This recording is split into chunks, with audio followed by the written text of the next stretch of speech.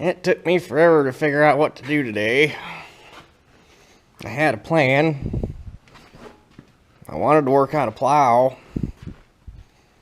So I got a 5-bottom, well, actually it's a 6-bottom. I'm going to knock down to a 5-bottom that I want to get ready, would like to get ready for the spring for the plow day we have. But I need the loader tractor to get it out, and when I was thinking about what to do yesterday, I completely forgot that the loader tractor still didn't have any cylinders on the bucket curl, so I'm still waiting on seals. But then I remembered we got a drawbar for this thing that kind of needs to get ready to get put on, so gonna mess around with that a little bit.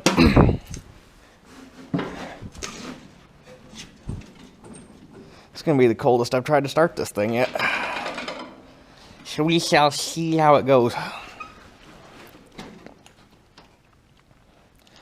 The crazy thing about this, I don't know if I said it, this thing sat in that junkyard all them years. Manifold heater still works, so we just had to run wire to it because it was unhooked. It was nuts.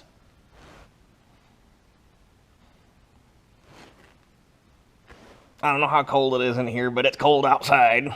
Although it is warming up, thank God. It started out at like 5. Okay. Let's see what she does.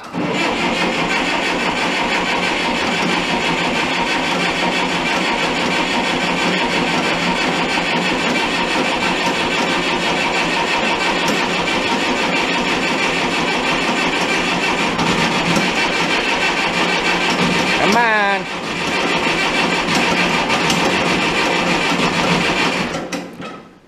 And we'll run her a little longer.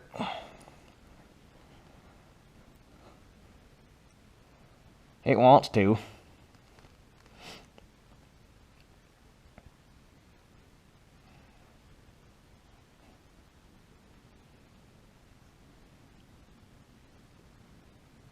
And try again.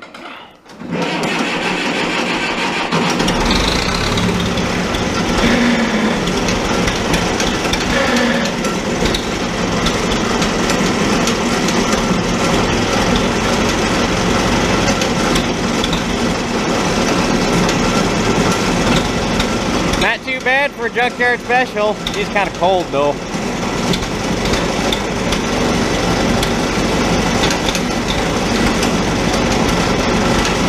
Yeah, she's not all about it.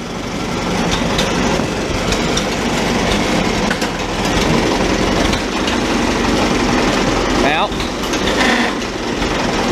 there's still something wrong with that damn generator. I gotta take that back off and get it looked at again or something. But anyway, let that warm up. I gotta go get the truck out of the garage. It was interesting getting that thing up here. Went to pull it out of the barn, and I noticed when I sat out to start it, the steering felt a little funny. Apparently I got a little bit of ice in the steering box, because it would turn right fine, but it wouldn't turn left. Well, it would turn left, but it would only turn left like that far. But got it up here and got some heat to it, and it turned just fine, so have to address that at some point. But anyway, drawbar. If you find a nice original 55 or 550 drawbar, you're probably gonna pay somewhere between $500 and $600 for it. At least the ones I've been seeing. You could find one for like $250, but it's gonna be a wadded up pile. This one was free. Dad did some measuring on there's another Super 50. Actually, there's 3 Super 55 diesels with a stone thrower here, which is odd because there's no Super 55 diesels anywhere. But Dad went and looked at one that's all original, that still had the original drawbar with it, and he measured the cradle up. And turns out the cradle and the drawbar are the same as a 66. So the neighbor across the street has a 66 park tractor back in his woods, and Dad went and stole that off of it. He didn't want anything for it, so. But the cradle's not in terrible shape. The drawbar itself is, I don't know how a 66 has enough power to make it. The drawbar is just screwed. I don't know how.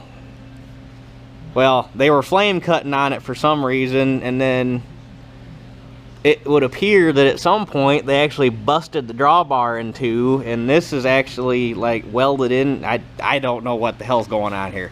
Long story short, it's going to need a different drawbar, but the cradle's good, except for right here, obviously where the drawbar always rides. It's got a little thin spot in it, but it's not anywhere close to wearing through, so it'll be fine for now.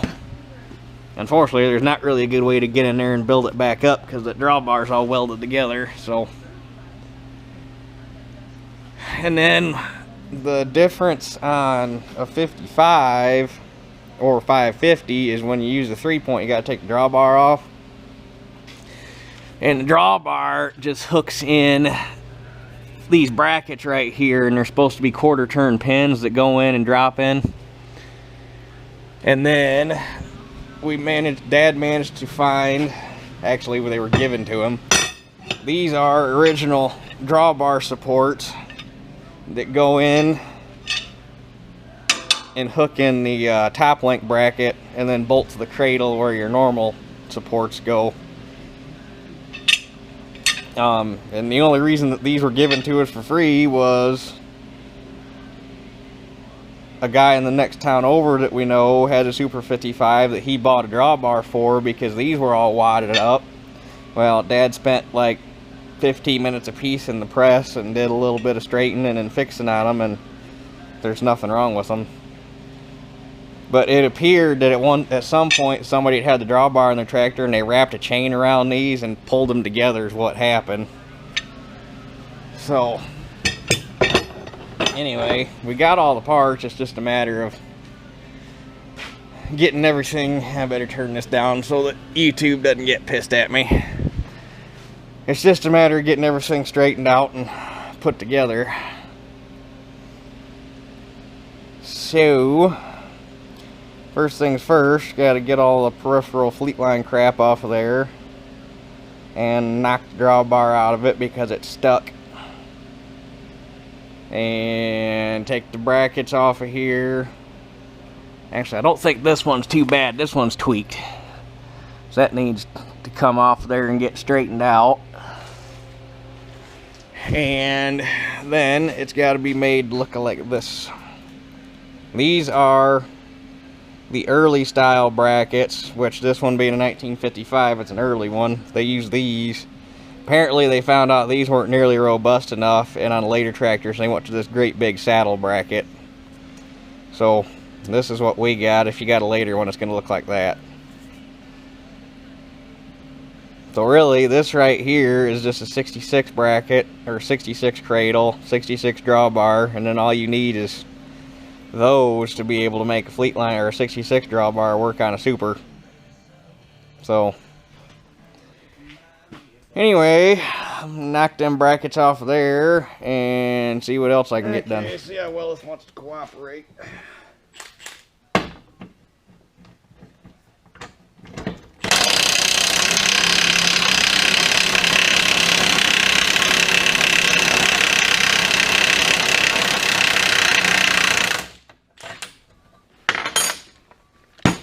Tell you what, these new Milwaukee impacts, holy shit. And I like how they got the dial of torque on them. You got 1, 2, 3, and then fuck you, you're coming loose no matter what. And so far, I've only had found one thing. At least I have. I don't know if Dad has or not, because he's got, I think he's got 2 more of these in his gang box for his business. I've only found one thing so far where I haven't been able to bust it loose with that, and that's those loader cylinders.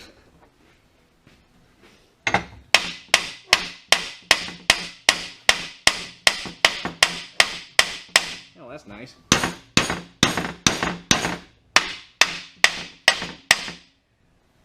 Oh, we might have to get the torch out for that.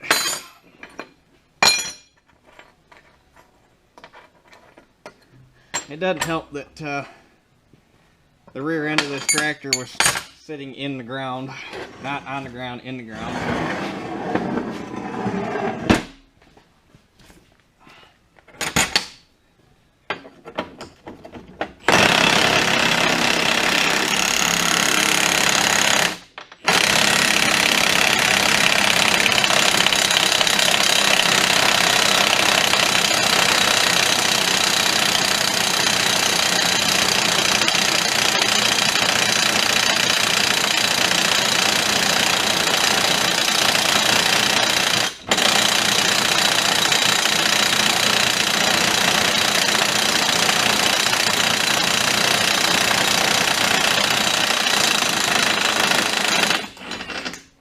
Crap. That was angry. Man, this poor old drawbar. There's not a whole lot left of that tractor that Dad got this thing off of, but I'd have hated to see her back during her working life, because they must have just pulled the ever-loving crap out of this poor thing. Holy cow. I honestly, a 66 stock is 21 horse. I don't know how you could tear a drawbar up this bad with a 20 horse tractor. Of course, that being said, there are guys out there that could tear up a sledgehammer.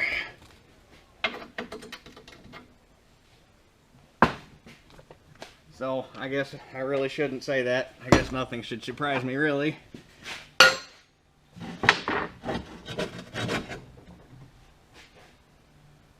Hey, what's you stuck on?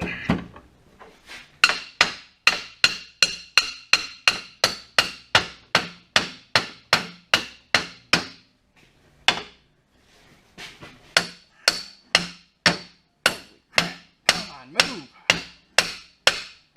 There we go.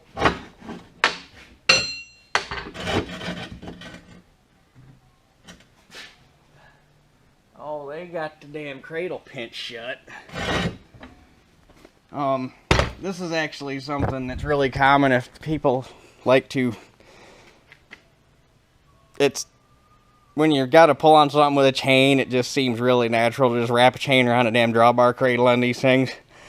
You don't want to do it, because if you look here, that cradle's pinched shut right there in the center.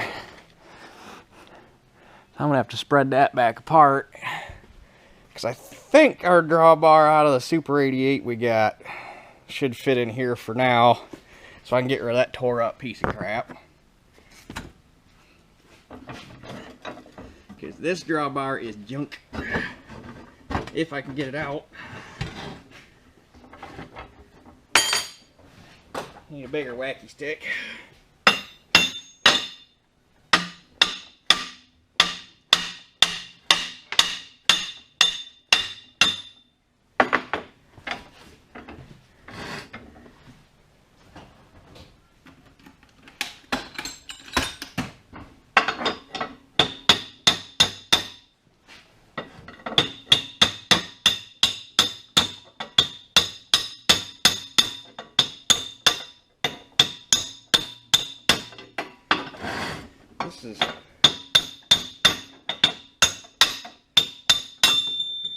This poor tractor. Like,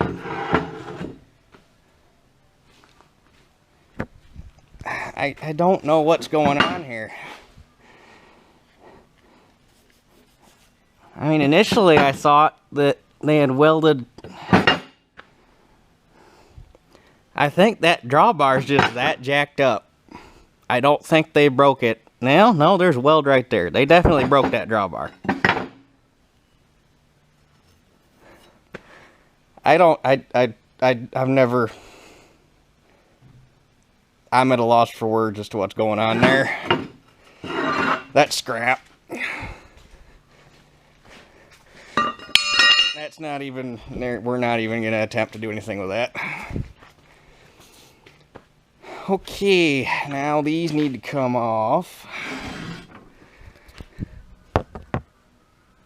Well, there's nothing exciting about what I'm doing here, so I'm gonna get that finish getting that tore apart. And then we'll tackle getting that spread back out, which I should be able to use an alligator jaw and a porta power. I don't think it'll bend that hard because there's really not a whole lot of strength in these corners. So I'll get this the rest of the way apart, and we'll see when the next exciting part comes up that's worth videoing. Alright, I got it all stripped down. Now the next step, see if I can't get that saddle spread back apart. So hopefully it's back far enough. We'll see what goes on here. This alligator jaw is only 1,000-pound capacity, but I gotta believe it shouldn't take that much.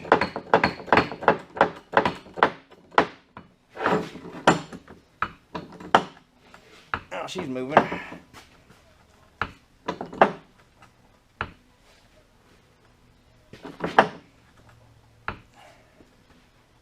I think she's moving. It's either that or I'm pushing it over relief, one of the two. Be nice to get back into here where I got some mechanical advantage over it. Yep, I'm just pushing it over relief. Maybe.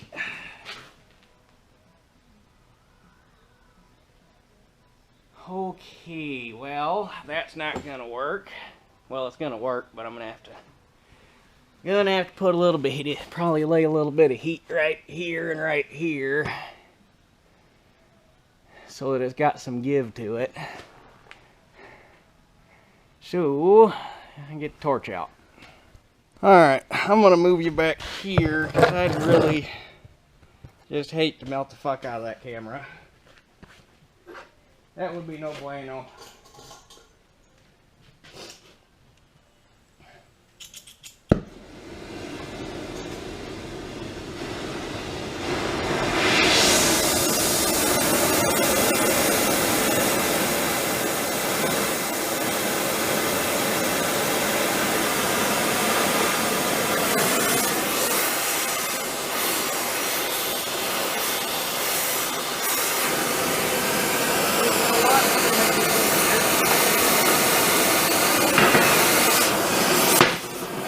Better. Much more nicer.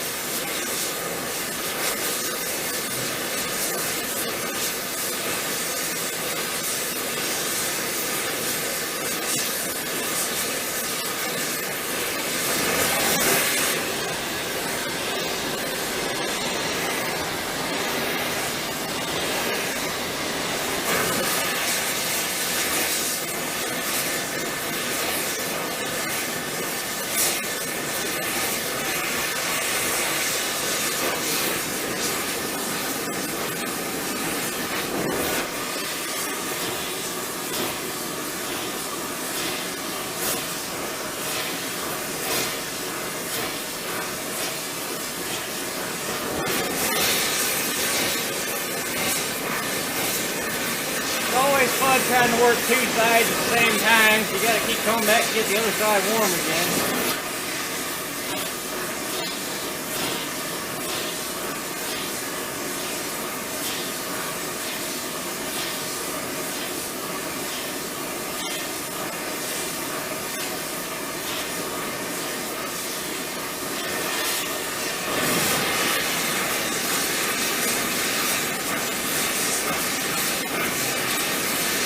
Probably put a little bit more heat to it so it happens faster, but On the other hand, you don't want to start changing the structure of the metal, so you kind of don't want to pour that much heat into it that quick.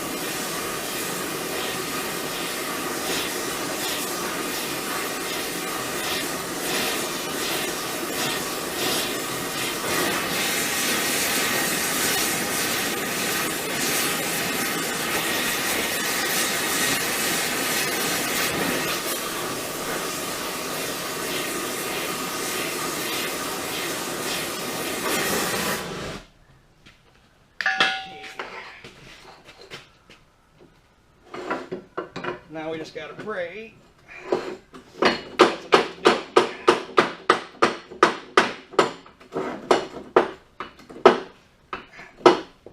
Come on, spread. Oh, it's moving.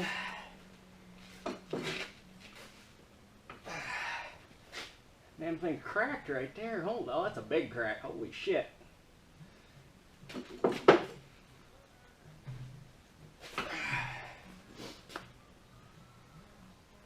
Oh, that thing's cracked. Holy shit, I've never seen a drawbar busted up this bad before.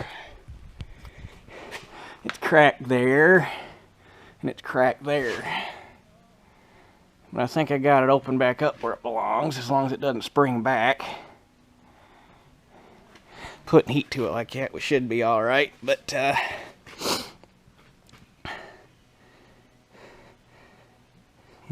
that's not a crack. That's where they welded the drawbar together originally. They didn't get either side of it, and they probably just welded that from the, you know, I guarantee they just welded it from the top, because this is probably in the way. So anyway, let that cool and see what happens. Alright, I got the drawbar bracket straightened out for the most part. Well, this one I didn't actually have to screw with. This is the left hand side. It was fairly straight, but I had to take that off to kind of use as a guide to straighten this one. And I got it as close as I could, but there's a couple bends that belong in it and a couple that didn't, and then it was kind of hard to match without having... I got it as best I could. It's better than what it was, as long as the holes line up when I bolt it back on. But anyway, some things never cease to amaze me. Apparently at some point they stripped out one of the bolts that holds this left hand bracket on. Actually, this one right up front here, that guy, and they drilled it out and tapped it fine thread. They were 1/2 inch. I'm guessing that looks like about a 9/16 fine. But instead of, you know, like going into town and getting a short bolt that actually fits, they just, you know, stuffed a nut and a washer on there to space it out and ran her home. I mean, I understand that, you know, you're out working on a Sunday and nothing's open and shit breaks. You gotta cobble something together to keep rolling, but the next rain day you got, why don't you just fix it right? I mean, yeah, it's just an extra long bolt, but it's simple to just go get another bolt that's shorter and fits right. So Eventually that'll probably have to get drilled out, and hell, as big as they punched it out, a helicoil might be too small. Might have to put a key insert in there to get it back down to 1/2 inch. And put the bolt back in there that belongs in there. But for now, probably hunt down a shorter bolt to put in there to get rid of that damn nut. If we got one around here. Otherwise, I'll have to stuff that one back in there today and get a shorter one tomorrow. Or not tomorrow, tomorrow's Sunday. Get one Monday. So, yeah, throw these back on and get the drawbar thrown on there and see what else we got to do. Well, it's hanging, making progress. Had to give a little strong arm finesse into the drawbar supports to get them to fit right. The angles weren't quite exact. I had to bend these back a little further to get clearance in here so they didn't bind. And then once I got that on the tractor, I had to put some heat right here and put a slight twist. I actually had to twist them out a little bit to match the angle of the drawbar cradle so that it wasn't binding up here. I just got bolts thrown in it for now. That's why it's hanging kind of stupid. It should be about like that. And for some reason that back hole in the cradle is all wallered out a lot worse than that side. So I'm going to make some top hat bushings to put in there to tighten that hole up. But making progress. Alright, next thing I gotta do, now that it fits, is I gotta get some top hat bushings made for these holes, which you can kind of see right there. I gotta make sure the head's a 1/4 inch thick, because if you make it a 1/2 inch thick overall, that'll take up most of the slack in the bracket, and then it needs to be drilled for a 5/8 hole. So I got me a piece of stock cut long enough to get both of them out of and still get a hold of it. So I'm going to figure out where to hang this here camera, and we'll start machining. Alright, hopefully you can see where this shit, there's not really a good place to put a camera here and keep it out of the chips and the coolant and all that crap, so that's where you ended up. So first things first, I'm going to bore it out for the, actually, I'm not going to bore it, I'm just going to drill it. Boring is a different tool. So first things first, I'm going to punch the hole in it just to get that out of the way, and then I'll turn it down to size. And I have to turn it twice because I got to make one bushing, part that off, and then turn it again, make the other bushing, part that off. So, come on, grindy.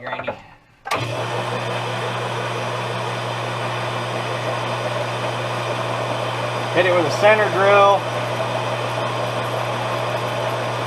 and then I'm going to punch it with a 3/8 and then step it up to 21/32, which would be enough clearance for a 5/8 pin, because we're building a drawbar, not a rocket ship. And it's easier to have a little sloppy so you don't have to fight it getting on there.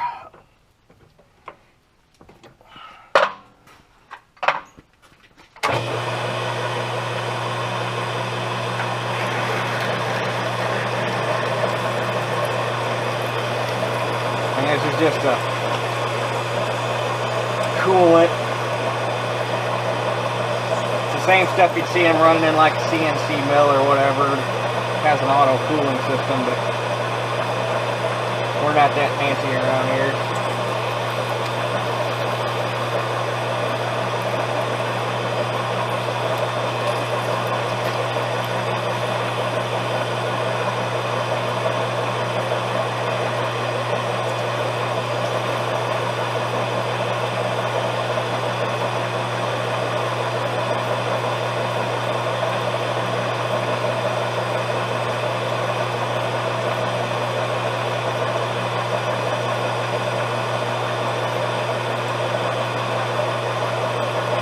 And when you're doing something like this and you've got it set up, or the first time you take a bite of the part doesn't come back out of the chuck till you're done making it, because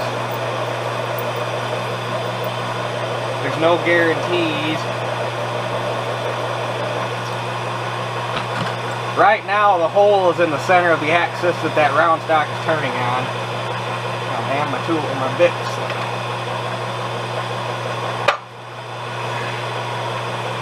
Gotta make sure I get in there as far as I need to be.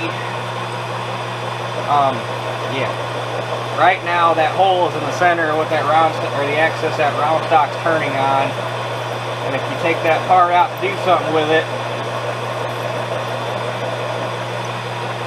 and put it back in, plop different, there's no guarantee that that hole is going to be on center, because that whole chuck will rotate, or not rotate, it'll slide around on the spindle.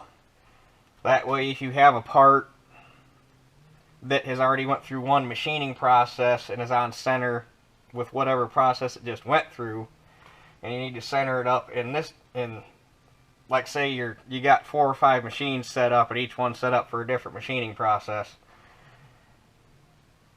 You get your first process done, take it out of that machine, set it up in this machine, and then you have to get a dial indicator and by hand walk this chuck around and get it centered back up so that you are centered off of the first process you were working on.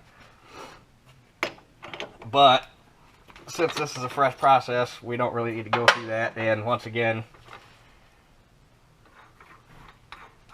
we're building a drawbar, not a rocket ship.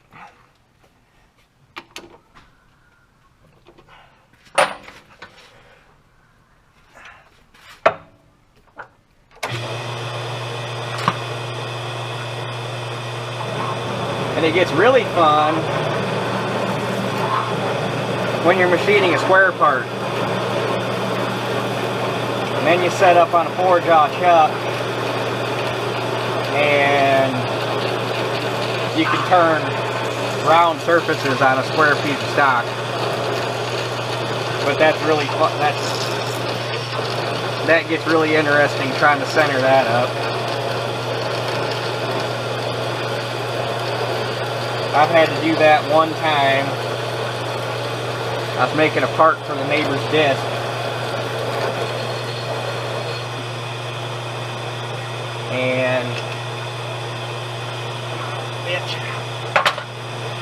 And Dad taught me how to set up and run a square part in a lathe, and that was an interesting experience to say the least.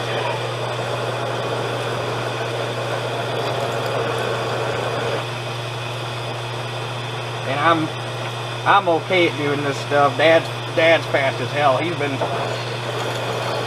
think Dad started working in a machine shop when he was 17 or 18.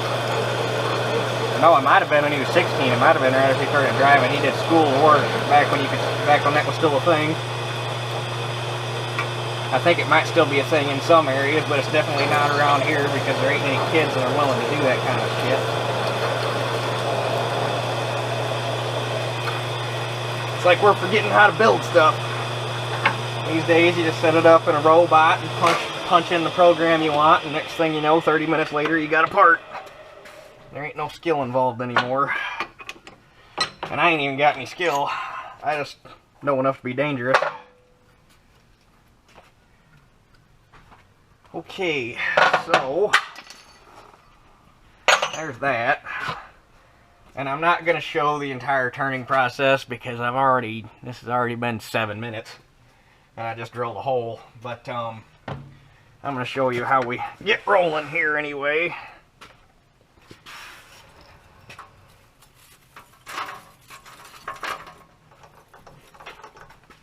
Where is... Alright, here, good.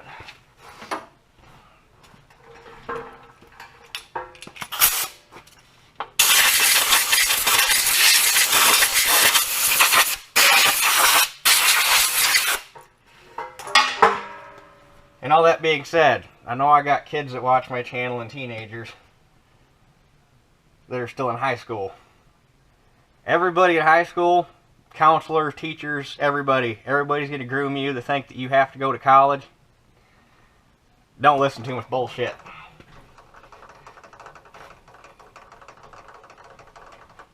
Trade schools. Learn to be a welder, Learn to be a real machinist, not a button pusher. Learn to be a heavy equipment operator. Learn to be a mechanic.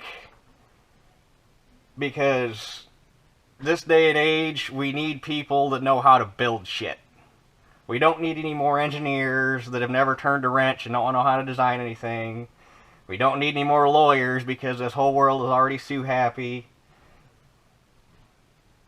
We need to remember how to build shit and build it good. And that just doesn't happen anymore. Because this entire world has got this mentality that cheaper is better, and we settle on the cheap shit that China makes, and I just really don't know where that mentality came from. I'd rather buy something that's built to last and pay for it and own it for 15 years than buy something cheap that breaks after 15 months. But that's just me. Maybe I'm too old school. Anyhow, enough of my ranting. First things first, gonna kiss off on this and turn it down to where I know it's round.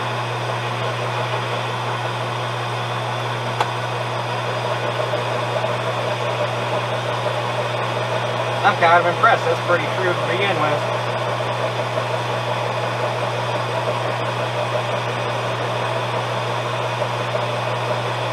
But you trim this up, and then you zero your, hopefully this ends up in frame, if not, you zero the feed on this, so now this is my new zero mark, and everything I do is going to work off of this as if it was zero. So, run this back.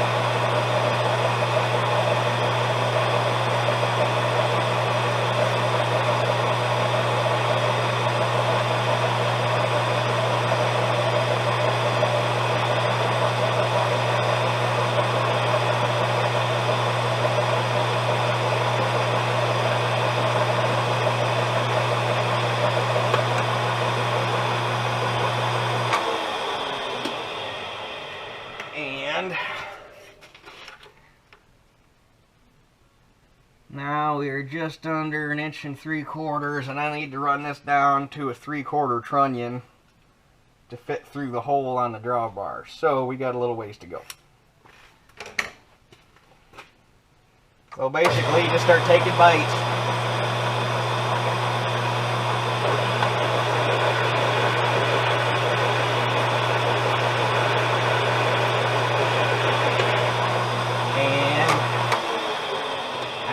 Make this a 1/4 inch to get through the drawbar, and with a 1/4 inch on the puck on the outside, it'll be a 1/2 inch thick total. So take it to 250.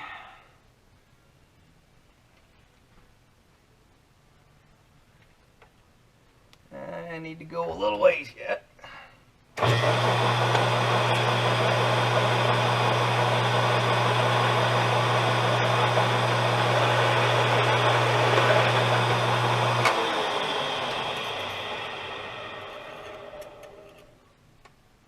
Boom. A little over, but that makes up for the radius that the tool's cutting. So that right there should be just about perfect. So I'll work up to that mark every time until I'm down to 3/4.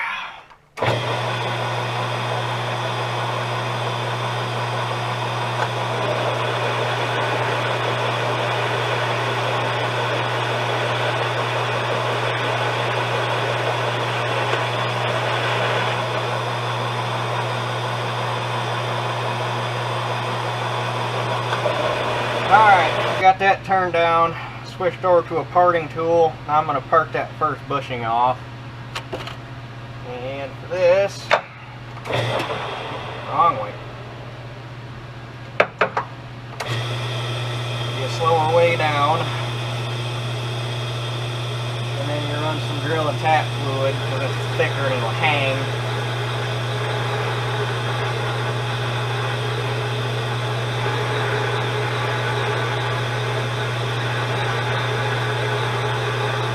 First time I ever did this, I really scared the shit out of myself. I broke that tool off.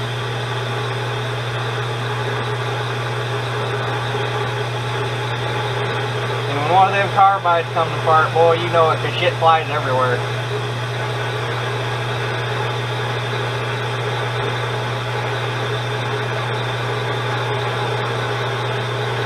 Almost wondering if I still got it a little too high there.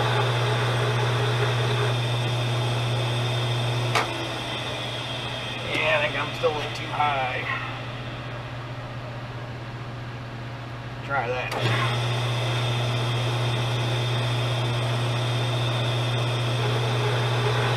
There, we're getting a better cut.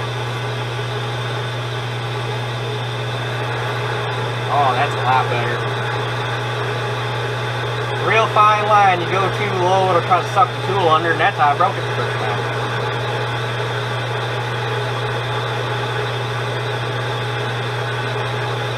And you gotta be real careful when you break through the center too, because it'll do the same thing. It'll try to take a big bite, it'll bust that carbide.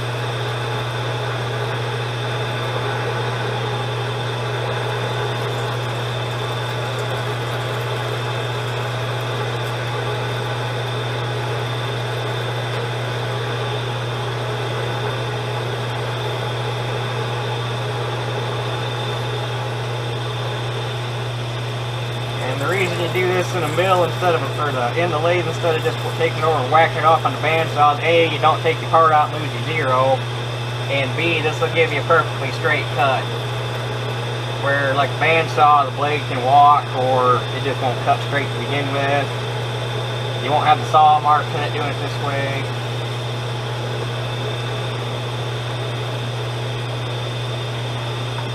Gotta be getting close.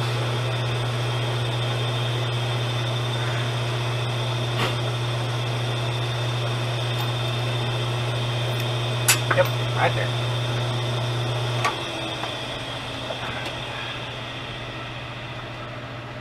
And there you go. That's the top hat bushing. Sorta. I gotta clean it up a little bit. It's kind of warm, but there you go. Well, I got both bushings made and welded in. And it might look like I went a little overboard on the size here, but the ones I cut off were just that same exact size. You can still, well, I burnt some of it off. I laid my welds right smack on top of where the original ones were. So the original ones were every bit of that big. So this one fit nice and snug. I had to drive that in with a hammer. This one was loose. I couldn't really go any bigger because the hole's ovaled out. So the only way to fix it would have been to bore this hole, but there's no way to get a hold of it in the mill. But it shouldn't be an issue because there's bearing surface from the top hat part of the bushing. So I shouldn't have any issues with that breaking out. Shouldn't. We'll see what happens. Otherwise we'll have to go back in there and bore that, or figure out a way to bore those holes in line and make the bushings a little bigger. But yeah, that's that. Well, there you got it, all done.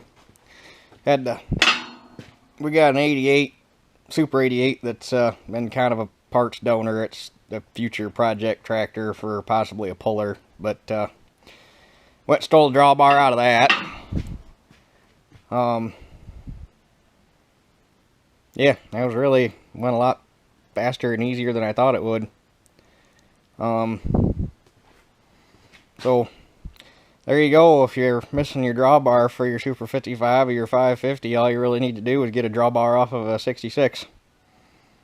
And then in all reality, unless you're going for the factory correct look, all you got to do is, these things would be easy enough to bend up out of a piece of flat stock, and then once you get them fit the way you want, just weld a piece of 1x1 angle iron from here to here to give it some rigidity, and wham bam thank you Sam, as long as you got your brackets on the bottom, you got a drawbar. So yeah, that's going to be so much nicer than pulling off of a tow bar. I don't know how them damn Ford guys do it. I mean, yeah, it's handy if you're just moving stuff around, but when you got to actually pull something, it sucks. So this was definitely a step in the right direction. I'll have to... All I got stuffed in the back for right now is a couple 5/8 bolts. We didn't have any 5/8 pins the right size, or the right length, so I have to run tomorrow and get some pins for it. Other than that, it should be pretty much ready to rock and roll.